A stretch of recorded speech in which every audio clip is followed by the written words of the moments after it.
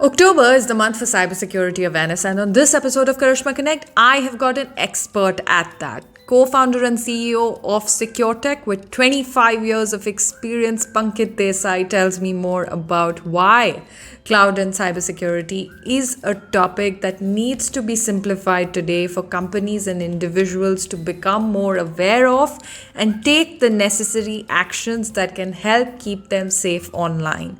He shares a couple of tips with me. He also talks to me about the industry at large. He talks to me about starting up, business setup, leaving that corporate background of 25 years, coming into an entirely different entrepreneurial dimension, and what's it all like. There's massive amount of resources in this interview, so go check it out. And until the next one, stay tuned for more such interesting episodes only on Karishma Connect every Sunday and Thursday. To begin with, and I know it's a very difficult question because there's so many years of expertise to kind of sum up, but I do feel that nobody tells their journey best apart from you. So tell me about your journey so far. Yeah, so I'm a corporate citizen turned entrepreneur. Spent about 20 years working for varieties of different companies across about 9 cities is where I spend my corporate life for about 20 years. So I should work for a company called IBM, and I should just joke that IBM stands for I have been moved, and that's almost been my mantra through the life, right? So that was the building block, so to say, of me trying to explore. So I spent 12 years in the US, about 8 years in India before starting off Securetech. So give me a great understanding of what people, markets, countries, customers do, right? And at somewhere around towards the 18th, 19th year, I was working for a private equity backed company, and we were able to successfully turn the company around and sell it to a conglomerate. And that was my first up close view of what it meant to really play a big game, right? In a corporate world, you play the incremental game, right? Every incremental promotions and so on and so forth. But then this was the first time I saw that what you could do if you really knew how to pull it off, so to say. And that was the first set of seeds that was sown, so to say, in terms of trying to venture out to be an entrepreneur. And by that time, 2012, 13, even in India, that story of entrepreneurship had started kind of catching the eyes and the ears of people. I was a bit older by that. I still remember going to this NASCOM and other events, startup events, and I would be like double the age of my next guy, right? And my partner, we used to always wonder, maybe it's not our cup of tea, it's probably young man's game. But anyway, we said, okay, let's step out. Maybe we will come with a different point of view when we start versus the traditional exuberance that we will have with the younger kids who are stepping out, a much more staid, slow and steady kind of a process, because that's how we had groomed. But maybe we'll have a different journey, and that's how it ended up. We left our corporate jobs in 2013, and then we are just nearing our 10-year anniversary in about 6th of November, we'll turn 10 years. So it's an eventful journey, both from a corporate as well as now with Securetech. But was that challenging to make that shift from corporate after so many years of corporate and then getting into entrepreneurship? Yeah. I mean, in more than us, the family, you are used to a certain lifestyle, a certain assurance, so to say on a monthly basis or a weekly basis. That suddenly gets pulled out, and the biggest price is paid by them. So you actually enjoy the most because you are seeing something getting built. And yeah, you'll have your ups and downs and challenges and so on and so forth. But it's almost like when you drive the car, the driver is the least worried. The passenger always gets worried because they see the car suddenly. You are in control. You know where you're going. Yeah. But the guys sitting next to you, or your guys or your wives or kids sitting next to you, they just want to close their eyes. And it's very similar in so many ways. So yeah, it's tough for them. So the earlier you do it, better. You have lesser responsibilities, probably lesser fear for failure. After 20 years, you kind of tend to expect success as almost a right, which may not be the case as far as you start a company out, right? So. But how did you deal with that? How did you deal with that, trying to not fail or trying to succeed at the most? See, because you've been in a fairly long time working for companies, at least you understand how those companies kind of build those building blocks that allow you to succeed, right? So whether it is the organizational blocks, the market blocks, the product blocks, understanding of finances, Mm. um, plus the fact that you have spent a good amount of time building a network, right? So we had connects that both of us, Anand and I, who are the co-founders of the company, we had a significant amount of connects through uh, the buyer ecosystem, the hiring ecosystem, the investing ecosystem. So it kind of lend itself towards at least giving some understanding as to what the path is going to look like.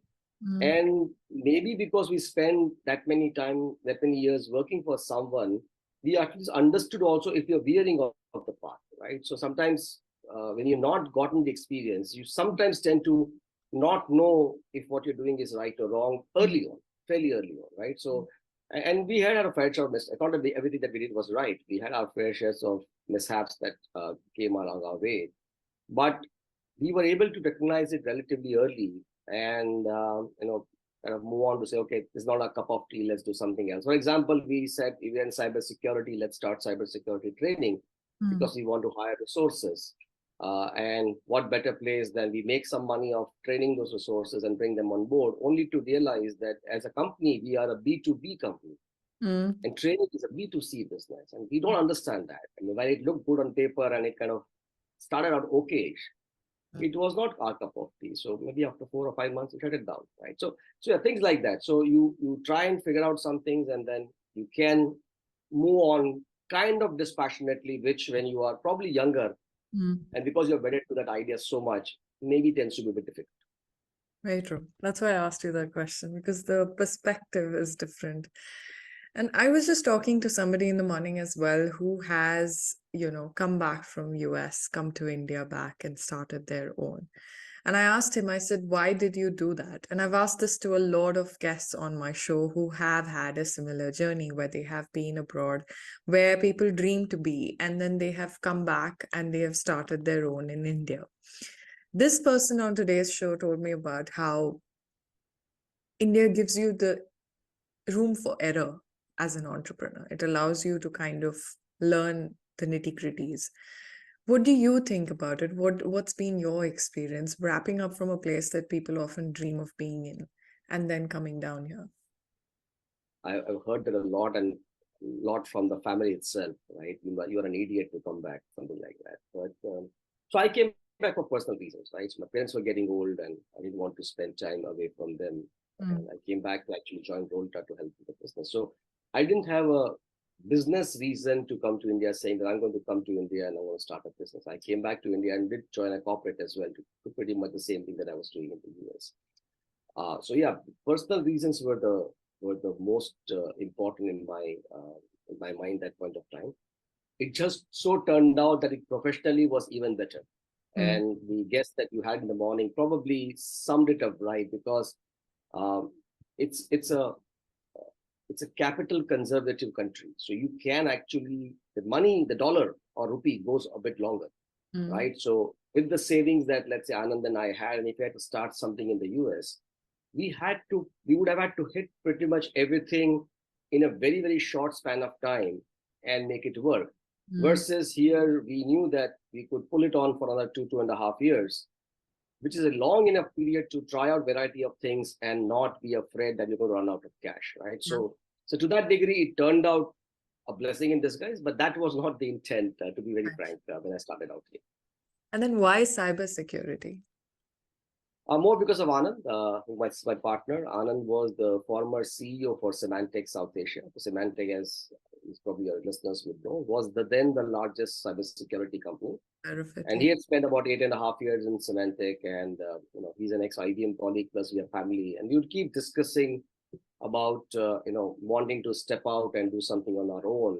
And by that time, we'd all hit about 20 years of having worked in the corporate life.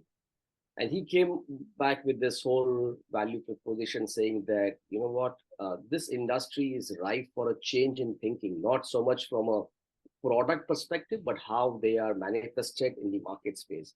Mm. And the thought process was that traditionally the way security gets solved is bunch of niche products that kind of get implemented through the life cycle of the enterprise.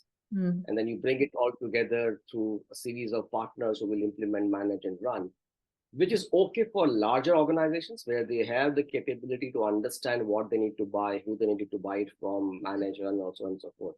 But typical mid-market companies would struggle. And he felt that maybe, as a late starter, we could kind of think of things differently. So instead of building a bunch of niche products, can we build a platform? Instead of getting customers to kind of post it, run it, manage it, can we do it on our own platforms? And the last but not the least, can we provide the eyes and ears and hands to make it work? So that was a thinking with which we started. And obviously him being in security, being up close with that environment, this kind of gave us the understanding of how to kind of build that journey for us. And tell me, summing up that expertise, if you were to, and this is a question I often ask on the show, which is if you were to break it down for a 5-year-old today to explain to them what is cybersecurity and why must they know about it, what would you say? I'll give you two corollaries. So why does security play and how would you look at from a story perspective to a kid? Organizations undergo transformation. A kid undergoes transformation. So from just maybe a 3-4 month old, just on your back, sleeping for most of the day, you try to toss and turn, then you get up, walk on your fours, and you start walking, and then you hold something to walk, and then you start running, right? So organizations also go through that journey to varieties of stages where the things change over a period of time. And originally the things were changing in terms of either what they were producing or what they were using to produce, which markets they would go, which countries they would service, how would they reach that markets. But over the past few years, a lot of that change is actually tech driven. So tech is an essential element of that change, both from producing the goods to delivering the goods and managing the backend enterprise. All of that these days is tech. And you would probably hear everything is medtech, edtech, fintech, govtech, right? Everything is tech. Why is tech? Because tech is a big part of your life from a company perspective. And when there is tech, there is security risk, because that is the downside or the same side of the 2 coins if you were to look at it. So like for a kid, you would say that, hey, you know what, when you start running, initially you're walking, you are given a crawler, right? You have something that you sit in and you explore kind of walking so that you don't fall. Pretty much security is something like that. It's the enabler to your digital transformation journey. So you're basically offering them a crutch to ensure that they can be without any worry and fear, embark on whatever the business-driven transformation needs are. And everything that is needed at the back end to ensure that no one with nefarious designs is coming behind and trying to pull them down. That part is taken care of full and final. That's how I would look at it, right? So being the enabler to the transformation is what security's role is. It's true. And what do you think goes behind strengthening that crutch in a company? What do you think is involved in that? 3 parts. So people, process, and technology. And you notice I started with people first, right? So you may have the best technology that you would have implemented, but if your human is the weakest link, then you will not, the technology will not be good enough, right? So like I think it was James, forget the last name. He was the economist when Bill Clinton stood for election against George H.W. Bush, George Senior, and George H.W. thought that he's going to win the election, and he ended up losing it. And he says the economy is stupid, right? At the end, the economy was not doing well, and that was good enough for the regime change or the party change, so to say. And it's very similar here, right? So you may have the best technology, but if a human who's using it, you go to a website that you're not supposed to go. You end up clicking on an email that you're not supposed to click. You put a unsafe USB drive on your laptop. Beyond a point, technology cannot help you. So people, and getting them to be aware and to be conscious of what they do is the first element. Second is process, right? So what are the processes that you have to strengthen your environment? So what are your, let's say, a backup process? What is your data security process? What is your password policy process? A bunch of, these are several such policies that exist. What are those processes that you put in place? It could be as simple as someone is asking for a change in banking information. That's one of the frauds that get perpetrated, that someone sends an email sounding very genuine, change my bank transfer information. Let there be a second factor, but actually call the customer up on the phone saying, hey, did you actually ask for the transfer? Right? I will not accept an email conversation. It's a process, right? It is nothing to do with technology, right? And the last element obviously is technology. So, right, you put all of these three equally powerful legs to a stool, it'll stay strong. And what do you think? Because I've seen a lot of people fall trap to these kind of frauds and pretty seamlessly. Like it would be something very small. It would just be a missing letter in the URL or common kind of frauds that happen. Do you think it is necessary to kind of educate the generation that's coming and the generation that's there from the grassroots level for this? Oh, absolutely. Absolutely. First and foremost, if it is too good to be true, it is too good to be true, right? You're not won a lottery. There is no long lost relative of yours who's died and leaving you millions of dollars. And there is nothing like that, right? Yeah. So you got to be aware. You got to be aware of the fact that no branch manager is going to call you from the bank asking you for your OTPs and the credit card or debit card numbers. It's not going to happen, right? No accounts can be kind of taken away that way. You will not get a call from a CBI or an enforcement directorate threatening you with something. It just doesn't happen. So you do understand that, right? Now, having said that, you have to be conscious about it every single point of time. It's not that people are not aware, and there's enough that's get written in the newspapers and on television channels and so on and so forth. It's just that moment of weakness when you have, and that's the time when the call comes in, you tend to kind of fall for that fraud, right? This whole, I don't know if you followed the news, but MGM, the hotel chain, the hotel in Las Vegas was down for almost a week, 10 days. There was a cyber attack. Yes. That call, that attack happened through a social engineering fraud. People called up and it was so convincing that you ended up giving the reset keys, right? And they reset the password and then they entered and they kind of did whatever they wanted to do. Right. So there is, as I said, as a human, there is somewhere a human in the chain. And you need to constantly remind that human about what it means to deal with technology. What role does Sequretek play in all of this? So we do a few things. We are on the process part. So we help companies define the processes that are needed for them to be that much more secure. We are on the technology part, so we build our own technology. And as I mentioned, we not only build the technology, but we run the technology on their behalf because we don't expect the customers to have the complete talent pool that is needed to make it work. So we said, okay, we'll take the challenge on our head and we will run it for you, right? And some part of the people side in terms of helping them understand their weakness is what we do, and then we give them collaterals. But at the end, that process of keeping them aware is pretty much being done by them. Common kind of tips that you can share for the audience tuning in about common things that they need to be aware about. You've touched upon a few already, but just anything else to add to that? So I have this acronym, of course, ABIDE, 5 things. A is for anti-malware or antivirus, whatever you want to call it. Whichever devices you use, buy one. And if you can buy a 30,000 rupees laptop, I'm sure you can buy a 500 rupees a year anti-malware. I mean, just buy it. If nothing else, it will not allow viruses to come in. If you're going to a website, it will tell you the website is safe or not. All your emails, which have the link, it will have a green red saying it is safe link to click or not click, right? So just helping you understand. I mean, they'll also miss a few things here and there. But for the most part, they will do the job of keeping an eye out for you. So having an anti-malware is very, very important. Okay. B is back up your data. You have significant amount of data. See if you can take it on a zip drive and store it somewhere. It's very, very cheap these days, right? A zip drive costs $100 rupees, right? So very, very cheap. So just keep it and at least keep your key data very, very safe. So if someone was to come and maybe hijack your PC or put a ransomware attack or destroy your data, at least you have a copy sitting there. Yeah. We touched a bit upon identity. Right? Keep your user IDs and password absolutely safe.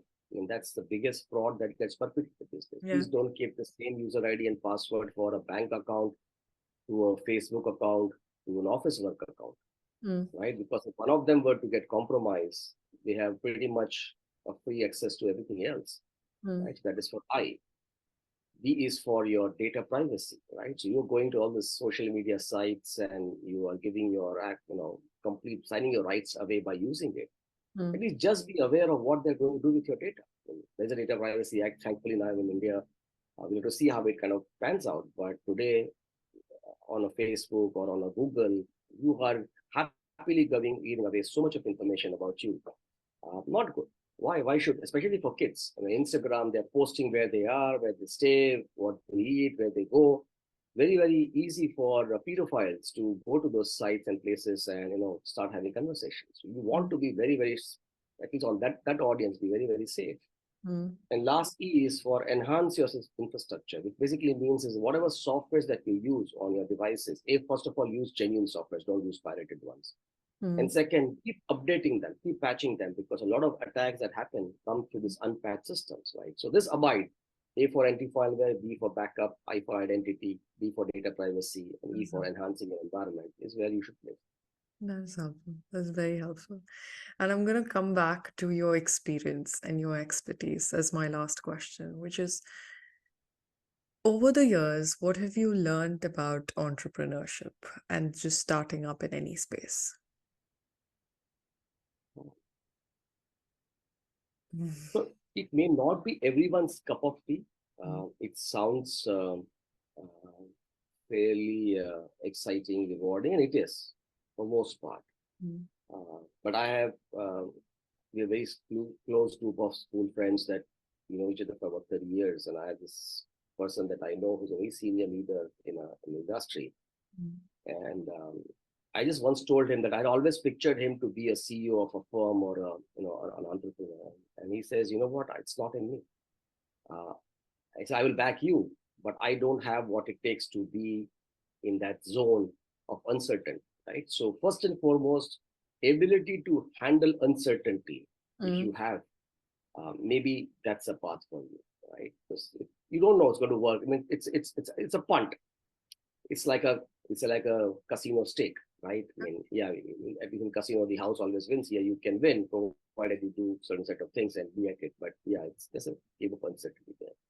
Second, being able to accept rejection, right? It is not easy. I mean, rejection from employees you wanting to hire, to customers where you're trying to sell, to investors. I mean, that is this almost, I mean, thankfully now because of this bubble burst, things have changed, but otherwise it was almost like you have a business plan and you expect someone to invest. People don't invest money. Yeah. Money is not easy to come by. Unless you put your own money, no one is going to put their money behind you, right? So, and I've had these chats with some people wanting to start the company saying, hey, I have this great idea and I want to ask the investor to put money. I said, how much are you putting? I said, no, I'm not putting in, I'm putting my sweat. Sweat doesn't count, right? So you got to be able to accept rejection, right? That's the second part, I would say. Third, yeah, having a great product and all is important, but getting it validated quick enough is also equally important. Specifically coming from engineering mindset, you want to build the best product in the world. It needs to be a best product, but it is never best product starting out of the gate.